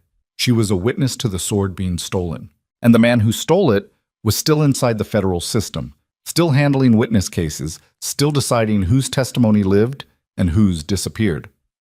She looked at Victor Crane across the table and understood that she had spent 4 years running from the wrong thing. The door opened. The man in the gray jacket came in and said something quietly to Crane, and Crane's expression changed in a way she hadn't seen from him yet. Not controlled, not composed, but sharp with something that looked almost like disruption. "There's a vehicle outside," the gray jacket man said. "Multiple vehicles. The perimeter?" And then the lights went out. In the total dark of the room, Alara Quinn did not freeze. She did not make a sound. She had spent 14 months learning to move in darkness, and she used everything she'd learned in the 3 seconds before the emergency lighting kicked on. Her hand found the edge of the table. She was already around it, already moving toward the door. And when the dim red emergency light came up, she was not where Crane expected her to be, and the door was open and she was through it. The corridor was dark except for the red emergency strips along the floor, and she ran along them with one hand on the wall and her shoulder hitting a door frame hard enough to send pain shooting down her arm, and she didn't stop. Behind her, she could hear voices, not Crane's, the other men, the gray jacket, someone else she hadn't seen, and the sound of the emergency lighting buzzing its thin red line ahead of her was the only thing she oriented to because thinking was not available right now, only moving. The corridor turned left. She took the turn. There was a door at the end with a push bar, and she hit it at full speed with both forearms, and it blew open into cold salt air and the smell of the harbor, and she was outside on a loading dock, concrete, 3 feet above grade level, the city's sodium lights orange in the low overcast, and she stopped because she had to, because the dock edge was right there, and below it was a 6-foot drop to gravel, and she could not afford a broken ankle. She dropped off the edge anyway. Controlled, knees bent, rolled onto her shoulder. Gravel bit through her jacket. She came up running. The warehouse complex was a series of connected buildings along a service road that ran parallel to the harbor access. She could see the water 2 blocks east, the lights of moored vessels, and she ran west because west was toward the city grid, and people, and the kind of noise that swallowed individuals. She heard the door behind her open. She did not look back. She made the corner of the building and cut north along its face, and then she heard the vehicles, multiple, coming fast from the north end of the service road, headlights cutting across the corrugated warehouse wall. And she pulled up short against the building's shadow and pressed herself flat and tried to make herself part of the wall. The first vehicle blew past her position. The second slowed, stopped. The door opened and Marcus Hale said, "Get in the car." She got in the car. Outside. He drove with one hand and his phone in the other, talking in clipped fragments to someone on the other end, and Alara sat in the passenger seat with gravel dust in her hair and a shoulder that was going to be spectacular by morning and worked on breathing. "She's clear," Marcus said into the phone. "South Service Road, moving." A pause. "No. Get Soto through the north entry and do not wait for confirmation. Yes." He ended the call and glanced at her. "How bad?" "Shoulder. Fine. Where's Darian?" "Inside." Inside the warehouse complex. His voice was flat, but there was something underneath it, a compression, the sound of a man managing his own response to information he didn't like. "He went in through the north entry with Soto's team 4 minutes ago. When we lost your signal at the south exit, he redirected." "He went in himself." "He goes in himself," Marcus said. "That's what he does. I've been arguing against it for 11 years. She looked through the windshield at the warehouse complex receding behind them and then made a decision in about 2 seconds. "Turn around." "Absolutely not." "Marcus, my instructions are to get you clear and keep you—" "Victor Crane just told me that the federal agent who handled my testimony has been on his payroll for 6 years, she said. "Devin Marsh. He built the sealed testimony protocol and then destroyed the audio record. He's still inside the federal system. Active." She looked at him. "If Darian goes through that warehouse and finds Crane, and this ends here without Marsh being named on record by someone credible, Crane goes down for tonight and Marsh walks and rebuilds the whole thing with someone else inside a year." Marcus drove for 3 seconds without speaking. "I need to be in there when they take Crane," she said. "I need to be on record saying Marsh's name in proximity to Crane's operation. Tonight, with witnesses." She paused. "Turn the car around." Marcus turned the car around. "What?" The north entry was a loading bay with the roll-up door forced open, Soto's people holding either side of the frame, and Marcus walked her through it with one hand at her back that was not quite touching and was somehow still clearly present. Inside, the warehouse was larger than the corridor had suggested. High ceilings, the structural bones of a facility that had processed significant cargo at some point and now processed different kinds of things. Pallets of unmarked crates along the far wall, a mezzanine level with a metal catwalk that ran the building's length. The emergency lighting was still the only source, that thin red wash that made everything look like the inside of something biological. She heard Soto's team moving on the upper level before she saw them. Then she heard Darian. His voice came from the west end of the floor, past the pallet line, not loud, but carrying in the warehouse acoustics with a clarity that was almost architectural. She moved toward it with Marcus at her shoulder, past a forklift that had been abandoned mid-aisle, and 2 of Soto's contractors who tracked her with their eyes and let her pass. She came around the end of the pallet line and saw him. Darian had Crane's gray jacket man against the wall with one forearm across his sternum and the other hand holding the man's wrist at an angle that was not quite breaking it. Not yet. The gray jacket man was breathing in sharp pulls and trying not to move because moving increased the wrist angle, and his body understood this, even if the rest of him didn't want to cooperate. Crane was not there. Darian looked at Alara when she came around the corner. One look, comprehensive, taking in the gravel dust and the shoulder and the fact that she was there at all. Then he looked back at the man against the wall. "Where did he go?" Darian said. "I don't—" The wrist angle increased by approximately 5 degrees. The gray jacket man made a sound that was not a word. "Where?" "Upper level. Catwalk exit. There's a—" He breathed. "There's a vehicle on the roof access. Emergency egress. It's—" Darian let go of the wrist and stepped back, and the gray jacket man slid down the wall 6 inches before catching himself. Darian was already moving, looking up at the catwalk, and Alara followed his sight line to the mezzanine level where the metal stairs on the far end led up and east, and where she could hear, now that she was listening, footsteps on metal above. "Roof," Darian said. He moved toward the stairs. She moved with him. "Alara." His voice was sharp. "I need to be there when you find him," she said. "I'll explain later. Go." He went. She went after him. The stairs were industrial, open-tread metal, and her shoulder screamed on the railing grip, but she kept moving, and they hit the catwalk level together, the mezzanine swaying slightly under their combined weight, and ahead of them the catwalk ran the building's length toward a fire door at the far end that was standing open, showing a rectangle of the gray overcast sky. Darian ran. She ran. The catwalk vibrated under their feet, and the emergency lights were worse up here, more diffuse, and she could see the fire door getting closer, and beyond it the flat gravel surface of the roof and the dark shape of a vehicle, a black SUV, running lights on, already pointed toward the far edge where the access ramp descended to the street behind the complex.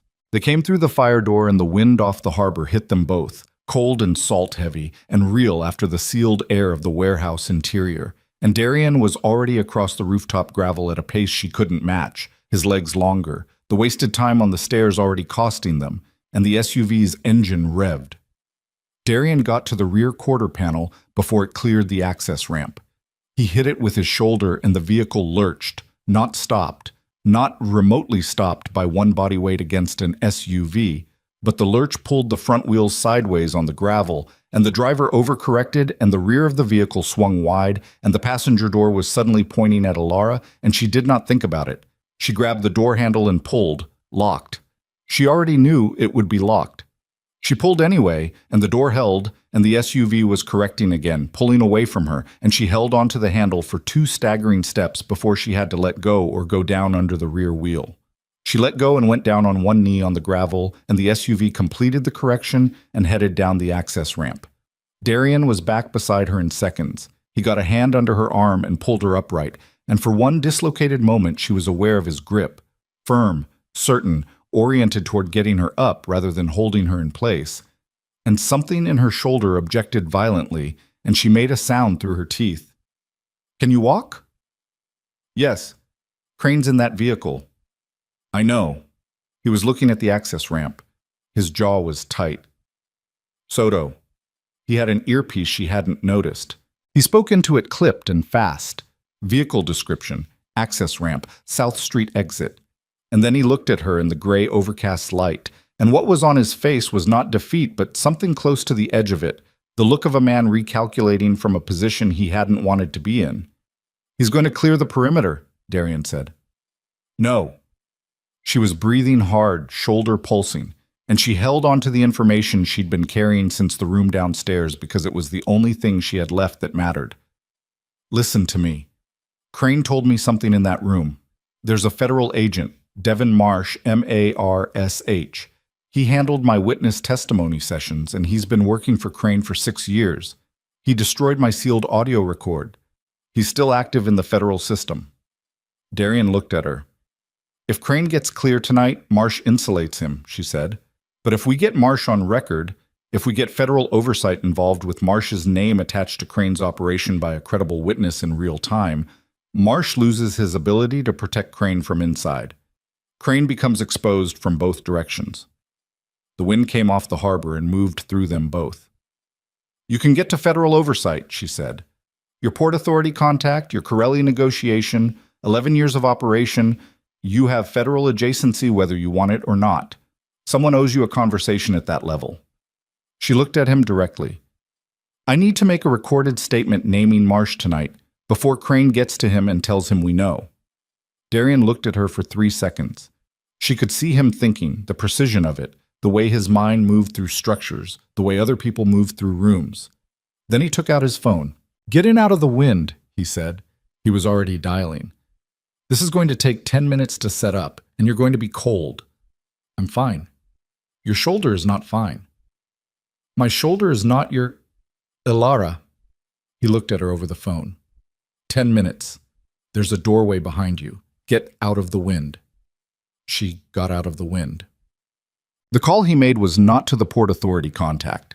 She didn't know who it was. He spoke in a low, rapid register she couldn't fully track from the doorway, and the wind was taking pieces of it. But it lasted 7 minutes, and when he came back, his expression had the quality of someone who had just moved a significant weight from one column to another on a ledger. "There's a federal oversight investigator," he said, "independent of the task force that ran the original case. She's been building a file on systemic witness protection failures for 18 months. Marcia's already a name in her file." He paused. "Not confirmed. A flag. Your statement tonight gives her the corroboration she needs to move on him." Ilara stood in the doorway and felt something she almost couldn't identify because it had been so long. Not relief. Not yet. It was too early for relief. But the specific sensation of a weight that had been distributed across her entire body just beginning to locate itself somewhere she could see it. "She'll take a call tonight," Darian said. "Now. Now." He handed her the phone. The investigator's name was Carmen Reyes, and she asked questions the way good investigators did. Not leading, not broad, each question the precise width of what she needed to know to move to the next one. Ilara stood on a warehouse rooftop in the dark with the harbor wind in her hair and answered every question in the flat declarative sentences she'd been using since she'd learned that flat declarative sentences were the most credible kind, the kind that didn't sound performed, the kind that held up. She named Marsh. She gave the date ranges of her testimony sessions. She described the protocol he designed and what he told Crane about the sealed record. She set it all into the phone and felt it leave her body and go somewhere it couldn't be taken back from, into a recorded line that would become a document that would have her name on it. And for the first time in 4 years, she was not moving away from something. She was moving toward it. She handed the phone back to Darian when it was done. He said 3 more words to Reyes, ended the call, and looked at her. "She's filing a motion for emergency warrant authorization on Marcia's federal access tonight," he said. "If it clears, which it will, she has a judge who's been waiting for corroboration. Marsh is frozen out of any case file access by morning. Crane loses his inside protection." "He'll run," Ilara said. "He's already running. I mean further, he'll go to ground. If he knows Marsh is burned..." "He doesn't know yet." Darian put the phone in his pocket. "Which gives us a window." "How long?" "Hours? Maybe less."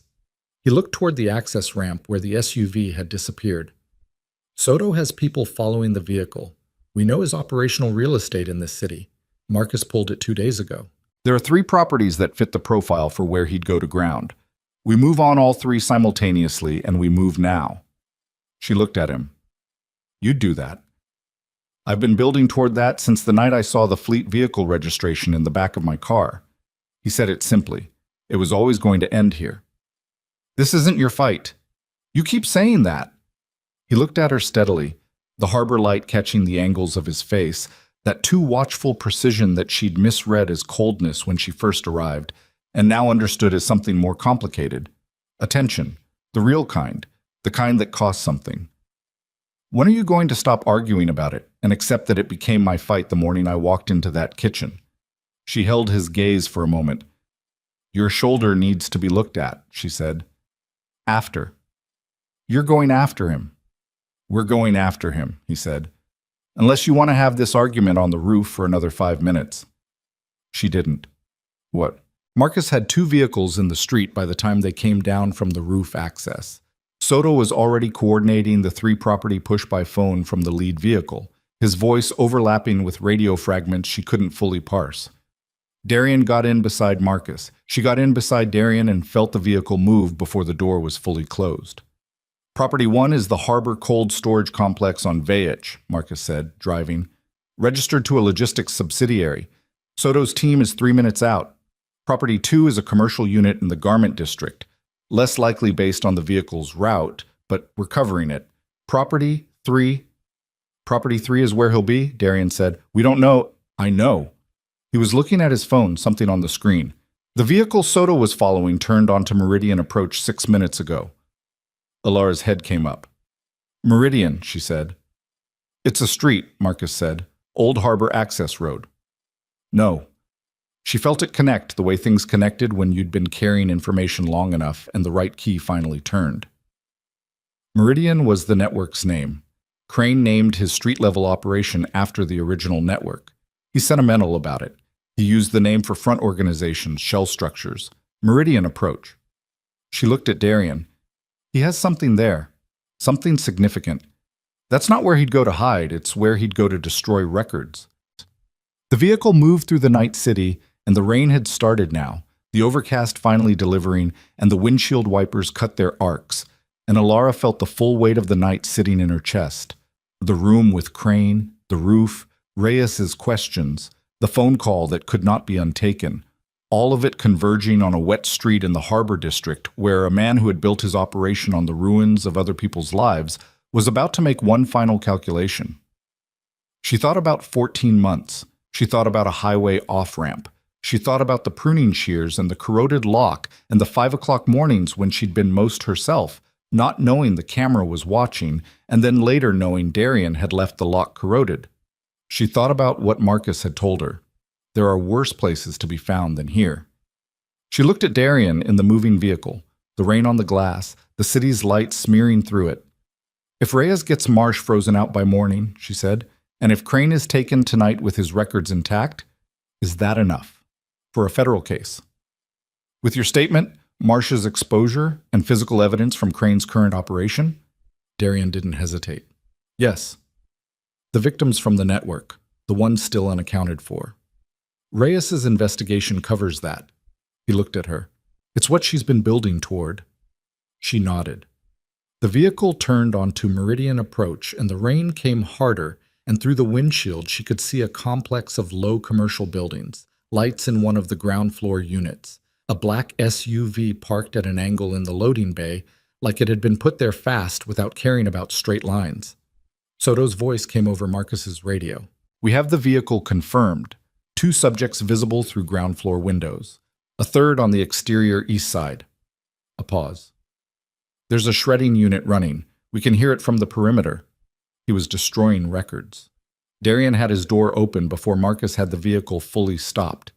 Alara had hers open 2 seconds later, and Marcus said something sharp and profane behind her, and she was already out in the rain, the cold of it immediate and total, the asphalt wet under her feet, and she ran toward the building because she could hear the shredder from here, and every second it ran was evidence burning. Soto's team came from the east. Darian came from the front. The exterior man saw them coming and made a decision that was wrong. He moved toward Darian instead of away, which was the tactical error of someone who had underestimated the man he was moving toward. The engagement lasted about 8 seconds and ended with the exterior man on the wet asphalt in a way that suggested he would be there for a while.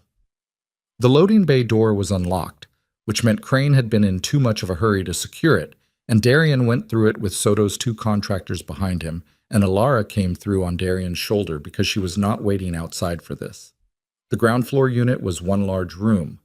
Shelving units, filing cabinets standing open, a folding table with laptops, and in the far corner a commercial shredder that was running at full capacity, a pile of processed material already 2 feet high on the collection sheet.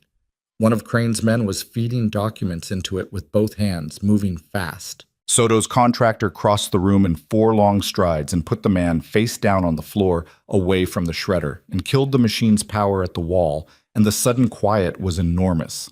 Crane was at the table. He had a laptop open and his hands were on the keyboard, and he looked up when they came in with the expression of a man who has done his probability calculation and arrived at an answer he doesn't like but has accepted. Darian walked toward him and Crane stood up from the table, slowly, both hands visible, and the space between them closed to 6 feet and stopped. The laptop, Darian said. The laptop is encrypted. I know people who don't find that interesting. Crane looked at him. He looked at Alara standing behind Darian's left shoulder, and the look he gave her was not the composed academic attention from the warehouse room. It was recalculation, the look of a man adjusting a model because a variable had performed outside its expected range. "Agent Marsh," Alara said it, and watched his face. The name landed. Not visibly, not to anyone who wasn't watching for it, but she was watching and she saw the micro-compression around his eyes, the half-second where his jaw shifted.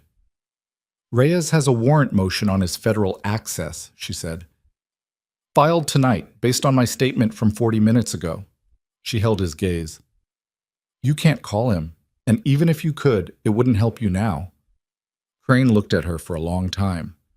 "You were always the variable I couldn't model correctly," he said.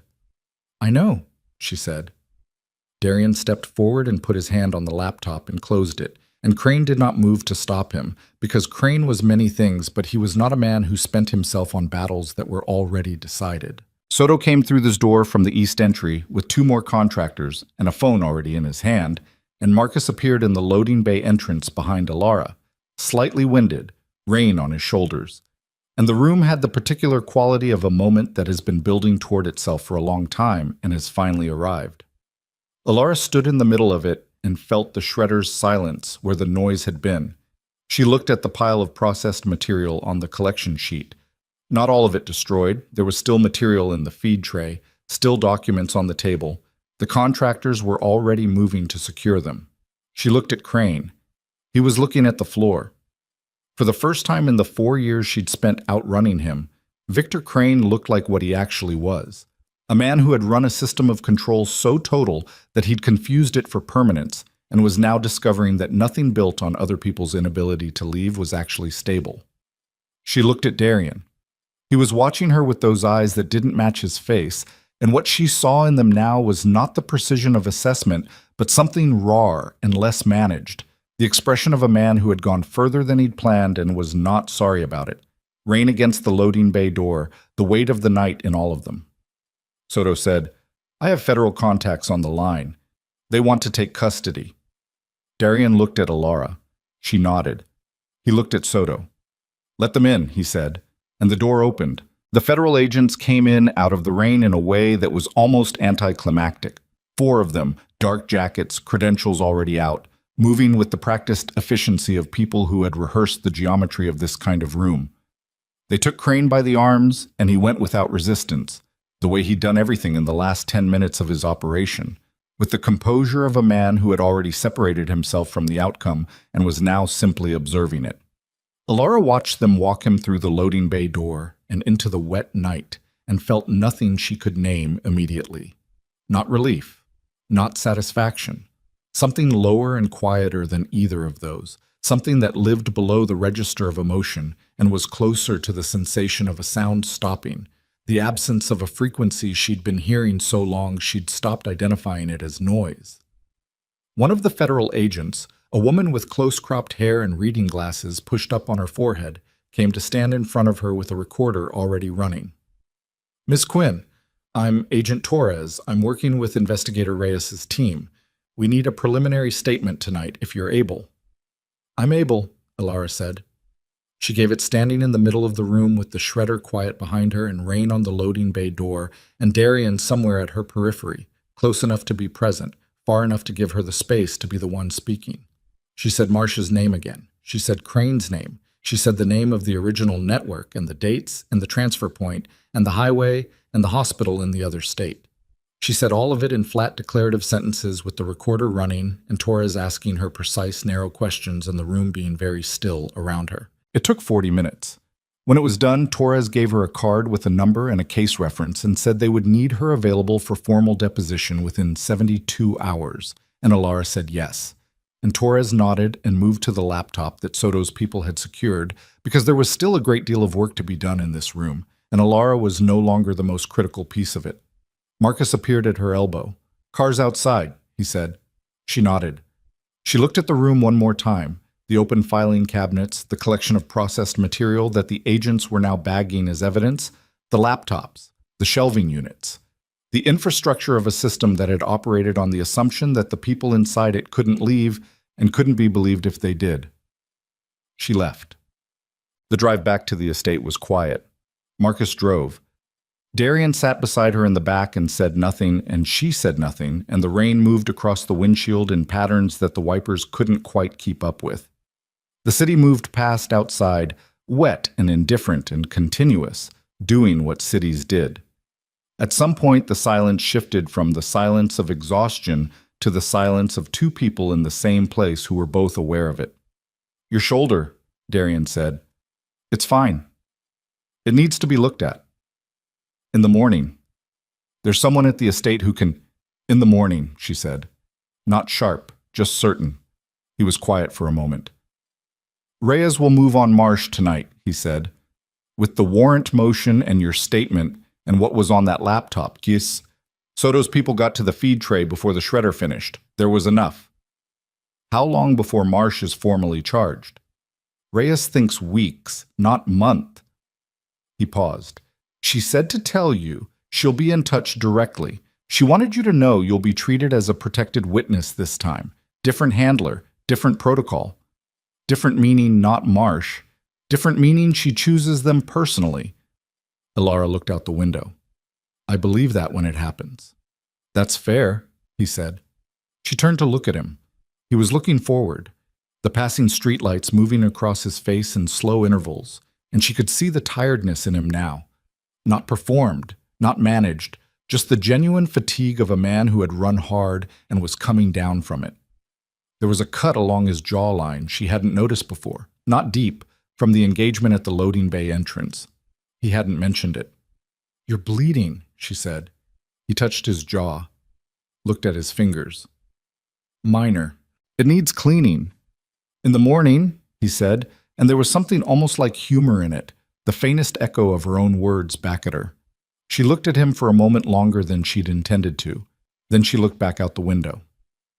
The estate gates appeared out of the rain, and Marcus pulled through, and the gravel of the approach drive crunched under the tires, and the house sat above them with its lights on, dark stone and salt-bleached mortar. And Alara felt the sight of it move through her in a way she hadn't expected. Not the feeling of arriving somewhere, the feeling of returning. She noticed the difference and did not know what to do with it. The estate was very quiet at 2 in the morning. Alara went to her room and stood under hot water until her shoulder loosened enough to be manageable, and then she sat on the edge of her bed and did not sleep. She sat with her hands in her lap and listened to the rain on the window and let the night process itself, the way she'd learned to do, not pushing it, not running from it, just letting it move through her at whatever speed it needed to. She thought about the room with Crane and what he'd said about Marsh and the moment when she'd understood that the thing she'd been protecting was already gone. She thought about the 4 seconds of that understanding, the drop of it, the way the floor had shifted, and then the 3 seconds after that, when something else had arrived to fill the space.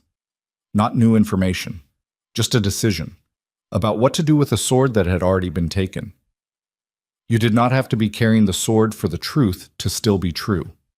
She had seen what she had seen. She had survived what she had survived. And the question of whether the record existed was finally, completely separate from the question of whether she would keep talking. She had kept talking. She thought about Torres's recorder and the case reference number on the card and the 72 hours. And she thought about Reyes somewhere in the city tonight filing motions, building the next structure on the rubble of the one that had failed 4 years ago. And she thought that this time the structure might hold because this time the rot inside the wall had a name and the name was in a recorded statement, and that statement was now in a system that Marsh could not access. She thought about all of this, and then she stopped thinking about it because there was a limit to what the mind could do with an enormous thing in the first hours after it happened, and she had reached that limit. She put her hands flat on her thighs and breathed. In the morning, she thought. In the morning, it would still be real, and she could begin to understand what real meant. She lay back on the bed without taking her shoes off and stared at the ceiling, and somewhere in the gray hour before dawn, without deciding to, she slept. But she woke to the smell of coffee. It was coming from the small side table near the window where there had been nothing when she'd come in. A mug, covered with a small plate to keep it warm. She sat up. The room was pale with early light, the rain gone, the window showing a washed sky the color of old pewter, slowly going silver. There was no one in the room. She looked at the coffee for a moment. She thought about what it meant that someone had come in while she slept and had not woken her. She thought about what it meant that the mug was covered to keep the heat in. She thought about all the things she knew how to read in a gesture and what this one said.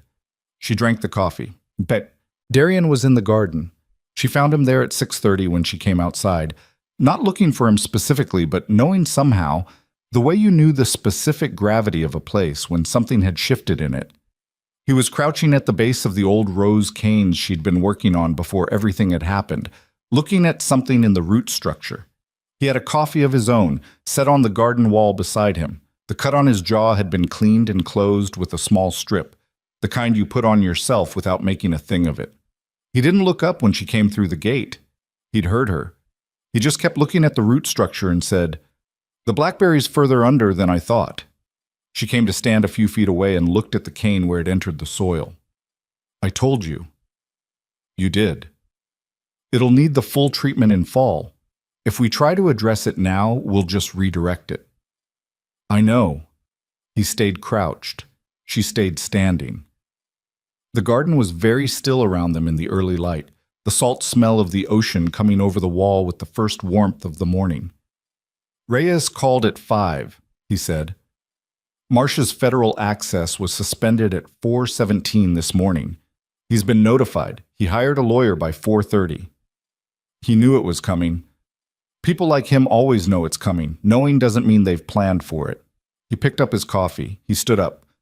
"She also said the laptop had financial records, operational accounts, routing sequences, enough to rebuild the evidentiary case on the network's current structure without relying on any sealed testimony from the original case."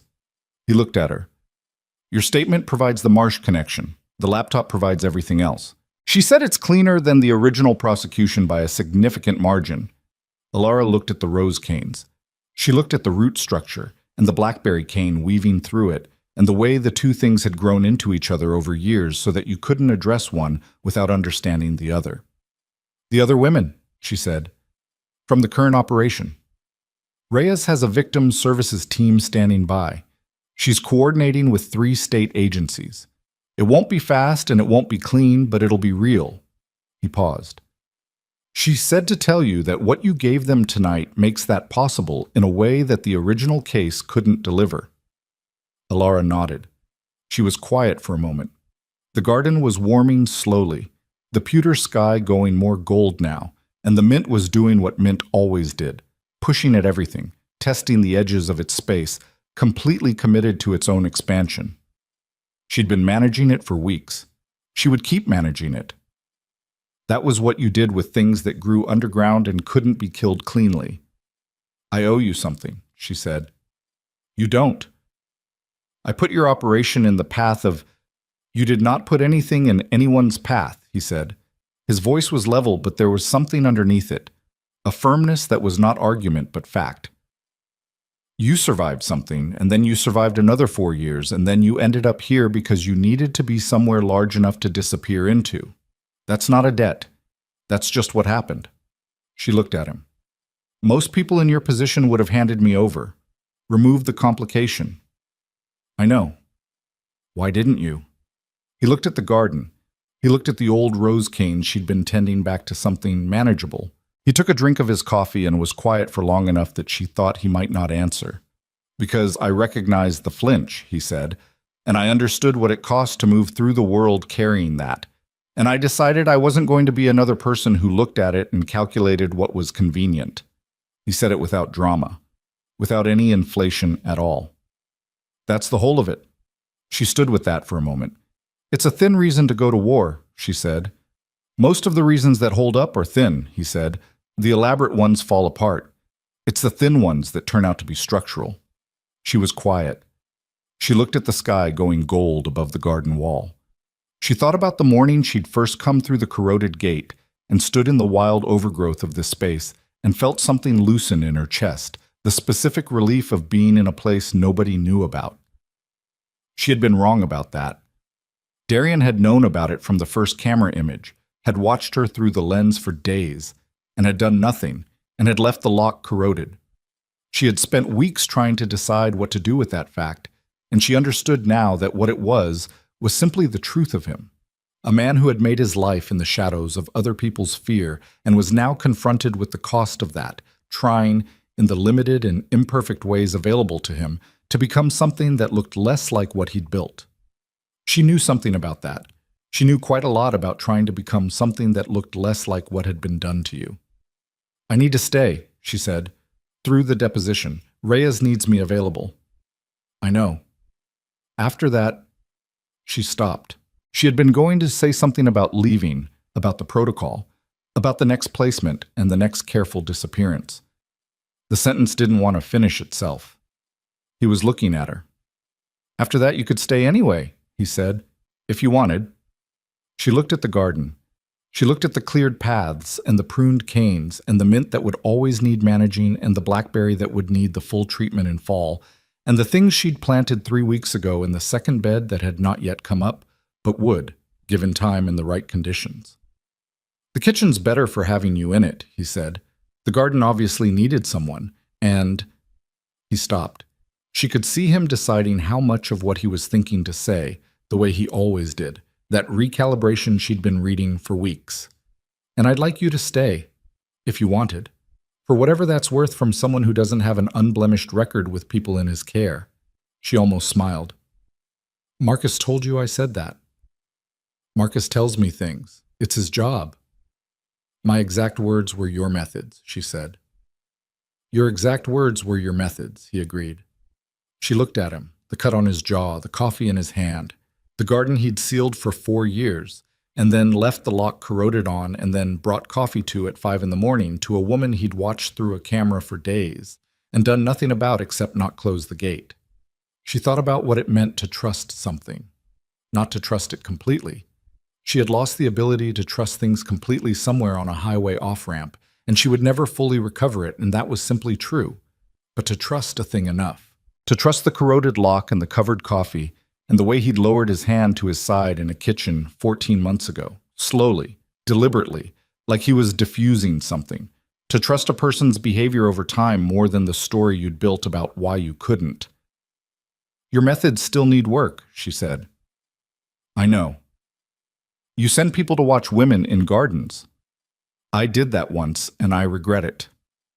You calculated, and then recalculated, and then made the decision that cost you the most." "Yes." "That's not a bad method," she said. "It's just slow." The corner of his mouth moved. Not quite a smile. He didn't seem to get all the way to smiles easily, which she found she didn't mind because the thing that was almost a smile was more honest than a full one would have been. "I'll work on the pace," he said. She turned back to the garden and crouched down at the base of the rose canes. Her shoulder pulled, not as bad as the night before, and she adjusted her angle and looked at where the blackberry entered the soil and thought about what it would take to get to the root of it come fall. It was a long project, the kind that couldn't be rushed and couldn't be abandoned partway through without making things worse. She'd done longer projects. "The dinner service," she said. "I assume we still have guests coming this week. Friday evening, 8 covers. I'll need to order from the specialty supplier. The usual produce run won't have what I want for the protein course. Marcus can arrange a direct delivery. Tell him Thursday morning." She stood up. "And tell him I want the east garden bed mulched before the end of the month, before I start the fall prep." She heard something change in his breathing. Small. She read it anyway. "I'll tell him," Darian said. The deposition happened on a Tuesday in a federal building downtown. A conference room on the 9th floor with a long table and too much overhead lighting, and 3 attorneys and a court reporter, and Carmen Reyes sitting at the far end with a legal pad, and the particular patience of someone who had been building toward this room for 18 months. Alara sat on one side of the table with her own attorney, a woman Reyes had helped arrange through the Federal Witness Services program, and she told the full story in the order it had happened and answered every question with the flat declarative precision she'd been using since she'd learned it was the most credible kind. It took 4 hours. When it was done, she sat in the elevator going back to the lobby and felt the 4 hours processing slowly through her body. Not trauma exactly, not the acute kind, but the particular weight of a thing that had been carried a long time and was finally, actually, being put down. Not gone. The weight didn't go, but repositioned. shifted to a place where it was visible instead of constant. The lobby doors opened onto the city in the mid-afternoon light, cool and clear, the kind of October day that was all blue sky and no softness, and she stood on the steps for a moment and breathed. Marcus was at the curb with the estate vehicle. She hadn't asked him to be. She walked down the steps and got in. "How'd it go?" he said. "Done," she said. He nodded once and pulled into traffic. Months. 6 weeks later, Devon Marsh was formally indicted on 6 counts, including obstruction of justice, destruction of federal evidence, and conspiracy in the facilitation of a criminal trafficking network. The indictment named his specific conduct across 11 case files spanning 7 years. His attorney released a statement contesting each count. The federal oversight investigator, Carmen Reyes, released no statement at all. She was already working on the next file. Victor Crane was charged separately, the list longer and more specific, covering 4 states and 8 years of operational activity, and the movement of 43 individuals through the Meridian Network, 14 of whom were located alive and in contact with victim services coordinators within the first 30 days of the investigation. The remaining 29 were the subject of ongoing work that would not be fast and would not be clean, but would be real. Alara learned these numbers from Reyes, who called her once every 2 weeks with updates in the same precise, narrow style she asked questions. She appreciated the precision. She had learned a long time ago that vagueness, even well-intentioned vagueness, was its own form of not being told the truth. She planted things in the East Garden bed before the first frost came. Bulbs, mostly, and 2 young rose varieties she'd selected from a specialty nursery that could handle the coastal salt air. They would not bloom until spring. She knew this when she planted them. She planted them anyway. In November, Petra found her in the kitchen at 5 in the morning. This was not unusual for Alara. It was extremely unusual for Petra, who arrived at 7:30 and considered everything before that hour to be someone else's problem. She came in her coat with her bag still on her shoulder and sat down at the kitchen island and looked at Alara with the expression of someone who has made a decision about what to say and is now committed to it. "I want to ask you something," Petra said. "All right." "The morning at the market, when the man came to you between the stalls," she put her bag on the counter. "You went with him?" "Yes." "Because of what he said about my granddaughter?" Alara was quiet for a moment. She set down the knife she'd been using. "Yes." Petra was quiet for a long time. She looked at the counter. She looked at Alara. "I want you to know that I know that," she said. "And I want you to know that I'm going to feel a way about it for the rest of my life that I don't have adequate words for." Alara met her eyes. "You don't have to say anything." "I know I don't." Petra picked up her bag. She stood up. She smoothed her coat in the way she always did, the small, habitual gesture of a woman who presented order to the world as a matter of discipline. "Breakfast service at 7, she said. "I'll be here," Alara said. Petra nodded and walked out of the kitchen. At the doorway, she stopped without turning around. "The new rose varieties in the east bed," she said. "What about them?" "What color?" Alara looked down at her prep station. "One's a deep red, almost burgundy. The other one's, the nursery called it antique white. More cream than white, really, slight fragrance." Petra was quiet for a moment. "Cora liked white roses," she said, and walked out. Alara stood in the kitchen and felt that move through her. She stood with it for a while, and then she went back to her work. The thing she had not anticipated, the thing that arrived in the weeks after the deposition and the formal charges and the slow administrative dismantling of the structure that had run her life for 4 years, was not relief. Relief had been too large and too simple a word for what actually came. What actually came was smaller, more specific. It came in the garden in the mornings, the particular quality of early light on the cleared paths. It came in the dinner service, the rhythm of the kitchen, the satisfaction of a plate going out exactly right. It came in the way her hands had learned to move in this space without calculating the nearest exit. It came in the dreams that still arrived some nights, less frequent now, still real when they came, and in the way she moved through the hours after them differently than she had a year ago. She had stopped waking and immediately cataloging threats. It had taken her a while to notice. It had taken Darian pointing it out, without pointing it out, by being present in the kitchen one morning when she came in after a hard night and saying nothing about it and asking what she was making and listening while she told him. She had talked about the prep work for 20 minutes and somewhere in the middle of it had understood that she was simply talking, not managing, not performing composure, just talking, in a kitchen, in the early morning, to a man who was standing at the counter with his coffee and his sleeves rolled up and his whole attention on what she was saying.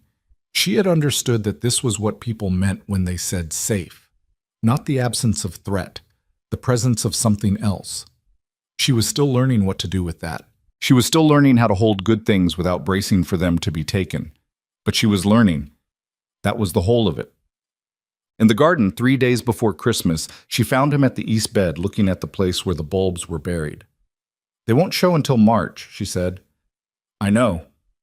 He was looking at the soil the way he'd looked at the rose canes the first morning, with patience. "The blackberry treatment, we should schedule it for February, before the ground softens." "I was thinking February, yes."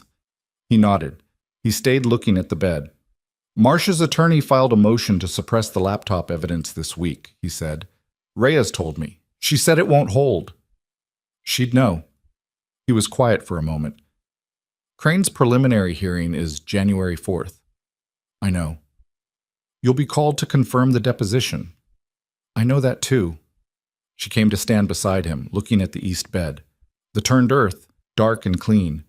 The things underground that were not visible yet but were there, doing what they did in the cold, unhurried, committed to their own emergence. "I'm not afraid of a courtroom," she said. "I know you're not." "I was afraid of other things for a long time." She looked at the bed.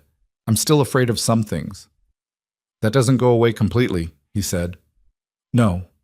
She paused. "It just stops being the whole weather." He turned his head and looked at her. She was looking at the garden, the dark December morning around them both, the estate walls holding the wind out, the coast somewhere beyond them doing its endless, indifferent work. She had not pulled away from the coffee he'd brought that first morning in the garden. She had not pulled away from any of it. She turned and looked at him, and he was already looking at her with those eyes that didn't match his face, too watchful, too precise, too much going on inside them to land cleanly on any single word. And she thought about the kitchen, the stock pot, the hand he'd extended and then lowered to his side slowly, deliberately, like he was diffusing something. The things she'd built in herself since then, layer by careful layer, the way you built anything that needed to hold weight. Not overnight, not in a gesture. In mornings and coffee and corroded locks and covered mugs and the long, slow work of learning what another person was actually made of. She reached out. She put her hand in his. He went very still for a moment, the way he did when something reached him that he hadn't planned for. His fingers closed around hers. Not tight, just present, just certain. They stood in the garden in the December morning and the light was coming up slow and clear over the estate wall. And somewhere below the coast was doing what it always did, indifferent and continuous. And above the soil in the east bed, the bulbs were doing what they did in the dark, holding, patient, waiting for the right conditions. She did not pull away. She had chosen not to pull away. That was the whole of it. That was the end of one thing and the beginning of something she did not have a name for yet, which was fine. Some things earned their names slowly. Some things needed to be lived in before they could be described. She had time for that now. For the first time in a very long time, she had time.